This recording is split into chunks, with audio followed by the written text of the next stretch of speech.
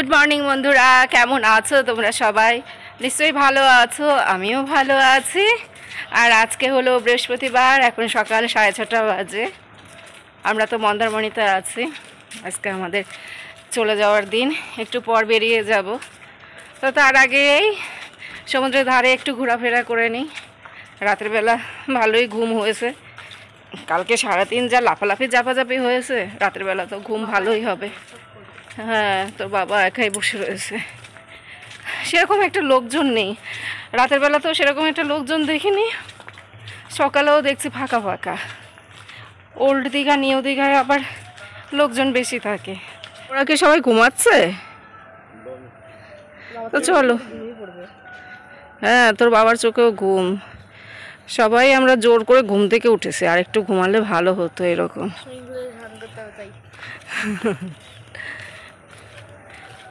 কালকে রাতের বেলা কিন্তু এই জায়গাটায় অনেকেই ছিল। ওই গেটটা বন্ধ হয়ে গেছে, ওই গেটটা বন্ধ করে দিয়েছিল, কিন্তু এইখানটায় অনেকেই ছিল। এখান থেকে হেঁটে হেঁটে অনেকটা দূরে যেতে হয়, ও তারপরে ও পাশে বাজার।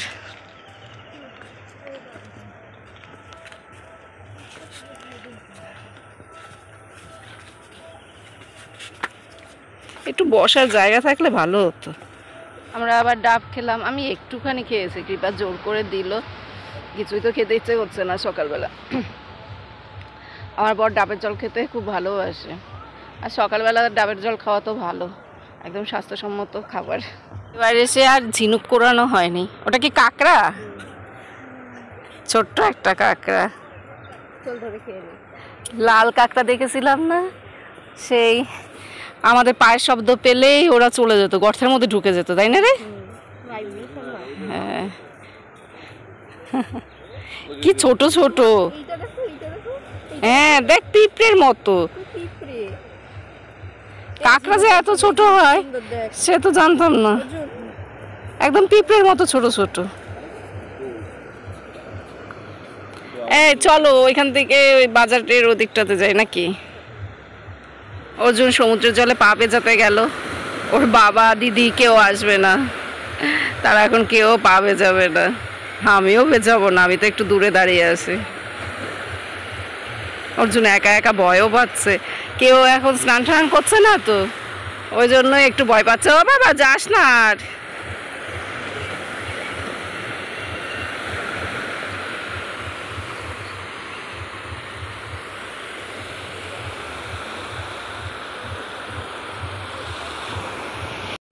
আমরা দেখো একটা বাঁশের ক্যাফেতে বসে রয়েছি, দেখো কি সুন্দর বাঁশের মাচা করা। এখানে আমরা ব্রেকফাস্ট করব। অর্জুন ম্যাগি খাচ্ছে, ওর জন্য ম্যাগি বলা হয়েছে। আমার বর চা খেলো, আর এখন আসবে লুচি তরকারি। আমি না কালকে এই বাঁশের এইগুলো না দেখেছি, ওই পাশে দেখো ওখানেও অনেকগুলো রয়েছে। আমি মনে করেছি কোনো বিল্ডিংয়ের কাজকর্ম হচ্ছে, হয়তো এখানে হয়তো কিছু হবে টবে, বিল্ডিং ফিল্ডিং সেই সবের কাজ হচ্ছে। তো কৃপা বলে কি যে না এগুলো ক্যাফে টাইপের, মানে ঠিক ক্যাফেও না, ওই রেস্টুরেন্ট। ওই যে দেখো লেখা রয়েছে, এটার নাম যেমন দ্বীপ হোটেল অ্যান্ড রেস্টুরেন্ট। ভাতও পাওয়া যায় এসব জায়গায়, ব্রেকফাস্ট, লাঞ্চ, আর হলো গিয়ে স্ন্যাক্স। ডিনার নেই মনে হয়। ডিনারও আছে, ওই লাঞ্চে যা ডিনারও তাই। ডিনারটা লেখা দেখছি না। যাই হোক, এই বাঁশের মাচার ওই উপরে রান্নাঘর। এই ওখানে মনে হয় খাওয়ারও, হ্যাঁ কিপা ওখানে খাওয়ার ব্যবস্থা আছে। ও যে দেখ টেবিল, চেয়ার টেবিল আছে। বাবা আমার দরকার নেই। বাঁশগুলো দেখলে মনে হচ্ছে কি যে এগুলো মনে হয় এক্ষুনি ভেঙে পড়বে, কেমন কালো কালো হয়ে গেছে, ফেটে ফেটে গেছে। কিন্তু ওনারা কি করে এর উপর দিয়ে যাওয়া আসা করছে সেটাই বুঝতে পারছি না। হ্যাঁ, এসব জায়গায় তো ওদেরকে দোকান করতে দেয় না, পুলিশের খুব ঝামেলা আছে। কারণে এইভাবে এরকম বাঁশের মাচা করে হোটেল বানিয়ে দুটো পয়সা রোজগারপাতি করে। কীভাবে বানিয়েছে হোটেলটা। আমার বর উপরে উঠে গেছে দেখার জন্য। আমি একটু দেখবো উপরে কি কি আছে। আমি উঠবো না। বাঁশের ইয়ের উপর রান্না করে, ধরো বাঁশে যদি আগুন ধরে যায়, ওরা সেইভাবে ব্যবস্থা করেই ওঠে আগুন যাতে না ধরে। আর এই যে প্লাস্টিক দেওয়া ছাউনি, এর মধ্যে টেবিল থাকে, আবার দোলনাও রয়েছে। ভয় লাগছে যদি এর আগে সেই একবার মন্দারমণিতে এসে ব্রেকফাস্ট করেছিলাম, সেই সময় না এইসব দেখিনি, এরকম ছিল না। ওই সময় এমনি যে দোকানগুলো হয় না ছাউনি টাইপের দেয়া, সেই দোকানে ছিল। তো আমরা ওই টিফিন করছিলাম, জল আমাদের পায়ের উপর দিয়ে চলে যাচ্ছে। ওটা মোহনা? না না, ওটা মন্দারমণি ছিল। ওই যে খোকন মো ওরা এসেছিল। মোহনাতে তো প্রত্যেক বছরেই ব্রেকফাস্ট করি আর জল পায়ের উপর দিয়ে চলে যায়। এই মন্দারমণিতেও এরকম হয়েছিল সেই সময়। না, সেই সময় খোকন, তারপর খোকনের বউ ওরা ছিল। আর ভাগ্নে বোর কথা বলছে, ওরা ছিল। ওই যে কৃপা দোলনায় বসে পড়েছে, ওর তো কোনো ব্যাপারই না, কোনো চিন্তা ভাবনা করতে হয় না। রোগা পাতলা মানুষ, মনে হয় যেন একটা বাঁশের কঞ্চির উপরেও বসে থাকতে পারবে এরকম। অর্জুন, ম্যাগিটা ভালো হয়েছে? বাহ। অর্জুন, তুই ওই পাশে গিয়ে বস, তোর একটু ভয় আছে। ওই উপরে যাচ্ছে কৃপা।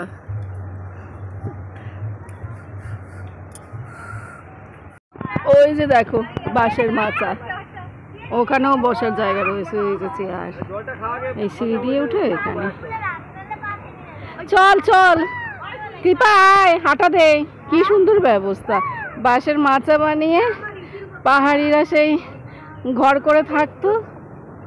এখন দেখি আমাদের এখানেও রেস্টুরেন্ট হয় বাঁশের মাচায়। আয় চল। হ্যাঁ,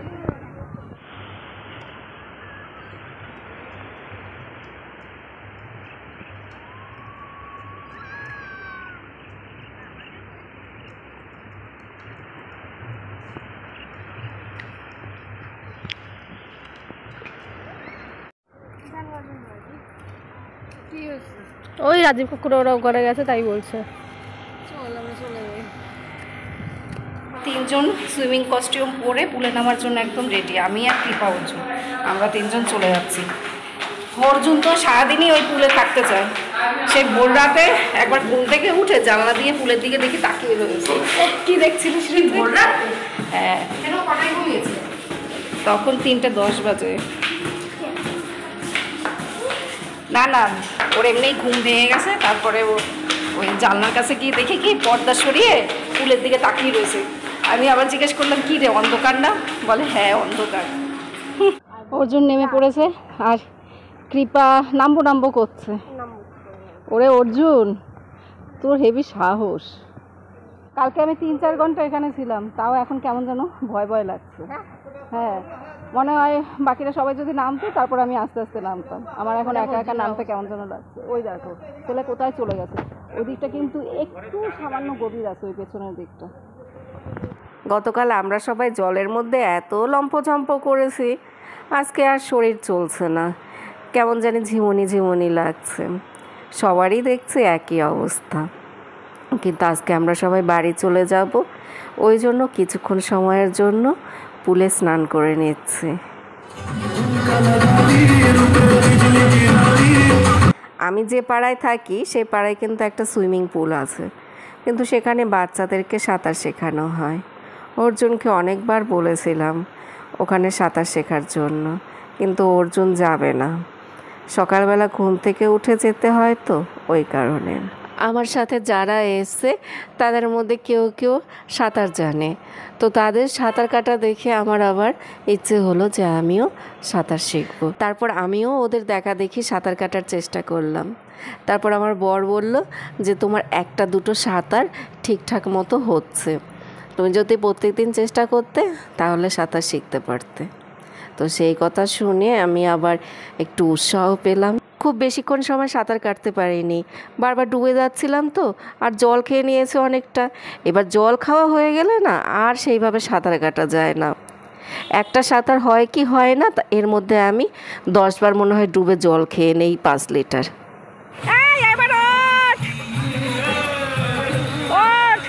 একজনকে দেখলে আরেকজনের নামতে ইচ্ছে করে, আর অর্জুনের তো ওঠার কোনো নামই নেই। দিনরাত 24 ঘন্টা এখানে থাকতে পারলেই ওর সর্বসুখ। এই ওঠ, এই ওঠো ওঠো ওঠো, ওরে ভগবান, এই ওঠ। আমরা তো তাড়াতাড়ি করে চলে আসলাম, আজকে আর খুব বেশিক্ষণ সময় স্নান হয়নি, 10টার মধ্যে চেক আউট করতে হবে।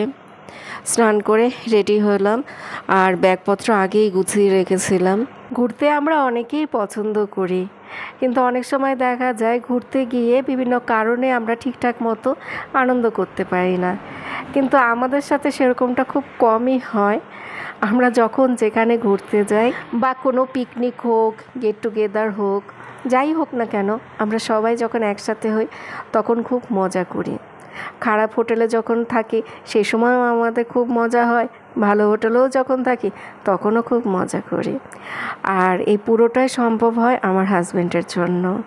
ওই মানুষটার বড় গুণ আছে, কি করে মানুষের সাথে মিশতে হবে, কিভাবে সবাইকে আপন করে নেবে, এগুলো আমার হাজব্যান্ড খুব ভালো বোঝে।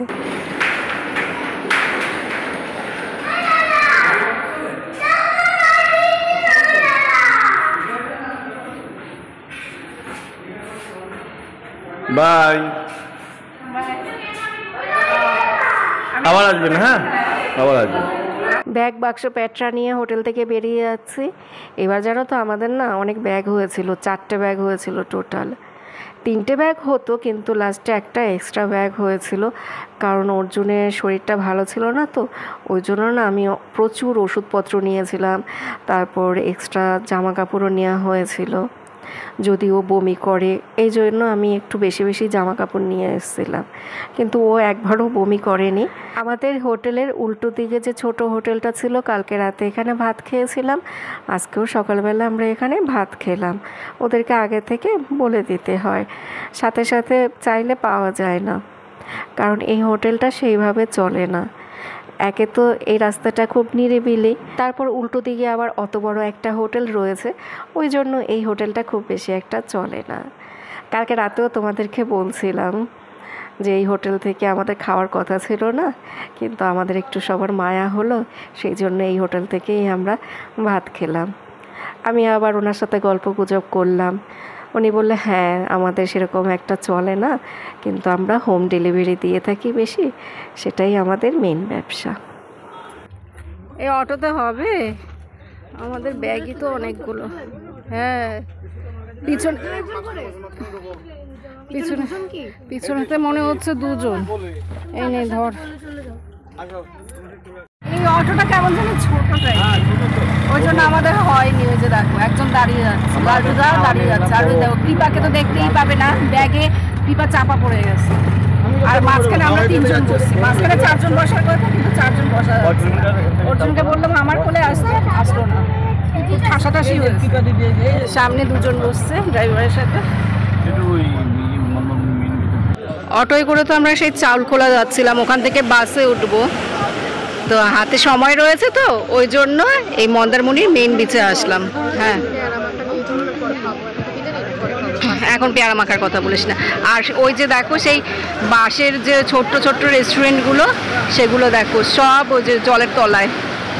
উপরটা ঠিকঠাক আছে, কিন্তু নিচে আর কেউ বসতে পারবে না, ওই জন্যই ওরা ওরকম দোতলা মাচা করে রাখে। এখন জোয়ারের সময়। ওই পাশটা একটু বসি, আমি বেশিক্ষণ দাঁড়িয়ে থাকতে পারি না। আর এই দেখো এই যে ব্যাগটা রয়েছে না কাঁধে, প্রচণ্ড ভারী, এটার মধ্যে ল্যাপটপ রয়েছে, এই ব্যাগটা সব সময় ক্যারি করতে হয়। বাকি সব ব্যাগ অটোতেই রয়েছে, তো এই ব্যাগটা আর অটোতে রেখে আসিনি, এটার মধ্যে যে ল্যাপটপ রয়েছে সেই জন্য ওই পাশে গিয়ে বসি। আজকে জানো তো আর সমুদ্রের ঢেউ দেখতে সেরকম একটা ভালো লাগছে না, কারণ বাড়িতে যাব, তো বাড়ির দিকে মন চলে গেছে, ওই জন্য এখন আর এসব কিছুই ভালো লাগছে না। এখন শুধু মনে হচ্ছে কতক্ষণে বাড়িতে যাব, কখন বাস আসবে আর বাসে করে সোজা বাড়িতে চলে যাব। হাতে আমাদের সময় ছিল বলেই আমরা এখানে কিছুক্ষণ সময় বসেছিলাম, কিন্তু আজকে ওই বাড়িতে যাওয়ার তাড়ার জন্য সমুদ্রের ঢেউ দেখতে আর যেন ভালো লাগছে না। ভাবছি বাড়িতে এখন ভালোভাবে চলে যেতে পারলে বাঁচি। মন্দারমণির এই মেন বিচে একটা মন্দির রয়েছে, আমি অনেক বছর ধরে এই মন্দিরটা দেখি, কিন্তু কখনো যেন তো এই মন্দিরে আসিনি। হয়তো এবছরও আসা হতো না, কিন্তু আমাদের সাথে একজন এই মন্দিরে আসলো, তো পেছন পেছন আমিও আসলাম। আমারও এই মন্দিরটা এবার দেখা হয়ে গেল। অটোতে করে আমরা বাস স্ট্যান্ড চলে আসলাম। বাস স্ট্যান্ডে এসে 1.5 থেকে 2 ঘন্টা আমরা বসেছিলাম। বাস আসতে অনেক দেরি করেছে, প্রায় ধরো 1-1.5 ঘন্টা দেরিতে বাস এসছে। তো এই তো আমরা এখন সবাই বাসে উঠে পড়েছি। আমরা যারা তো সেই রাস্তার ধারে বসেছিলাম, আমি তো বেশিক্ষণ সময় দাঁড়াতে পারি না, গরমের মধ্যে রাস্তার ধারে ওইভাবে বসে থাকতে সবারই একটু অসুবিধা হয়েছিল। আমরা কিন্তু এই 2 দিন সেরকম একটা গরম পাইনি, কারণ তার আগে তো ঝড় বৃষ্টি হয়েছিল, ওয়েদারটা কিন্তু বেশ ঠান্ডা ঠান্ডাই ছিল। বাসে ওঠার পর জন সিনেমাটা চালিয়ে দিল, সেটা দেখতে দেখতে হাবড়াতে চলে আসলাম। হাবড়াতে আসার অনেক আগেই সিনেমাটা শেষ হয়ে গেছে। এই সিনেমাটা না আমার দেখা হয়নি, এটা তো নাকি শুনেছে খুব ভালো হয়েছে, কিন্তু আমার দেখা হয়নি। এই সুযোগে আমার এই সিনেমাটা দেখা হয়ে গেল। আর টাটা লালটু, টাটা, বাড়ি গেলাম তাহলে। হ্যাঁ তুই যা আছে আমাদের বাড়ি। ও তো এখনো ঘুমিয়ে ঘুমিয়ে কথা বলছে রে, ওর ঘুম কাটেনি। আমাদের সাথে যারা এসেছিল তারা সবাই অশোকনগরে নেমে গেল, আর আমরা হাবড়াতে যাব। বাড়িতে গিয়ে তোমাদের সাথে কথা বলবো। মন্দির থেকে প্রসাদ পাঠিয়ে দিয়েছে, এই যে দেখো, অন্ন, সবজি, ভাজা, মিষ্টি, একটু পনির আছে, পটল ভাজা, বেগুন ভাজা। আমার না খুব খিদে পেয়েছিল। আমি কৃপাকে বললাম যে কৃপা, আমি যদি পুজো দিয়ে ঠাকুর ঘরে ঢুকি তাহলে না আমার একটু দেরি হবে, তুই পুজোটা দে, আমি ভাত বসিয়ে দে, ডাল আর আলু সেদ্ধ বসিয়ে দে, আমি 2টো ভাত খাবো, আমার খুব খিদে পেয়েছে। আমি তো ওই সময় ভালো করে ভাত খাইনি, আমি 2-3 গাল ভাত খেয়েছিলাম সকালবেলা। তারপর তো আর এই মাঝখানে এত সময় কোনো কিচ্ছু খাইনি, 1 ফোঁটা জলও খাইনি। কৃপা আবার কোলাঘাট থেকে আমার জন্য সিঙ্গারা কিনে নিয়ে এসছে। কোলাঘাটের ওই দোকানের সিঙ্গারাগুলো খেতে ভালো। ওরা ভাত খেয়েছিল, কৃপা ভাত খায়নি, অর্জুন মাংস ভাত খেয়েছে, অর্জুনের বাবা দই ভাত খেয়েছিল। তো আমি তো ওই সময় ভিডিও করিনি, আমি নামিনি কোলাঘাটে। তারপরে কেউ কেউ সবজি ভাত খেয়েছে, যাই হোক। তো কৃপা আমার জন্য সিঙ্গারা কিনে নিয়ে এসছে, ও জানে আমি ওই কোলাঘাটে সিঙ্গারা ভালো খাই, সেই জন্য।